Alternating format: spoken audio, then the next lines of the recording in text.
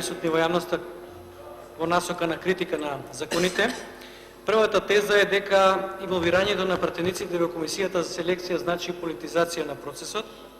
Значи, апсолутно не држи, бидејќи целта на пратениците да бидат дел од комисијата која што ќе врши селекција е да го наблюдуваат процесот за неговото законито спроведување. Со оглед на тоа што Комисијата за селекција брои 7 члена, двајцата пратеници се без право на глас и сметаме дека нема да влијат воопшто на кадровата политика во делот на селекцијата. Од друга страна, ние како опозиција воопшто не го користевме тој аргумент за политизација, иако можевме, бидејќи логично е прашањето дали останатите членови кои што се на предлог на премиерот, како што е директорот, на предлог на министерот за внатрешни работи, нема да направат политизација во Комисијата за селекција, а не пратениците кои што се без право на глас, за разлика од останатите кои што се со целосна надлежност, односно со право на глас да одлучуваат.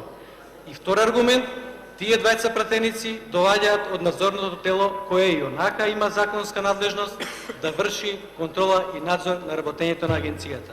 Значи, сакаме на еден начин да помогнеме во градењето на доверба во спроведување на овој процес на селекција. Втората теза која што исто беше присутна е зошто да има втора шанса за втора безбедносна проверка и зошто на луѓето кои што нема да ја поминат безбедносната проверка им се гарантира вработување во државната управа.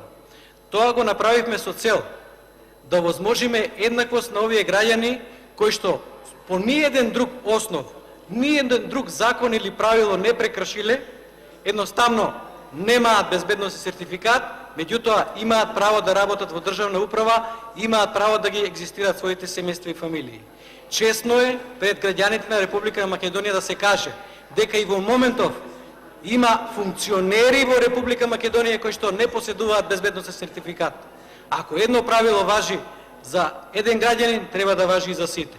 Тие луѓе со ништо не допринеле, само ради тоа што некоја комисија ќе оцени дека се безбедносно неподобни, да немаат право на екзистенција. Вообичаено е раководните структури да ја прават проверката и дека товарот, односно ударот, ќе биде по грбот на обичните вработени. Исто така беше доста дискутирано дали со тоа нема да се заштити одредено девијатно поведение во работењето на институциите.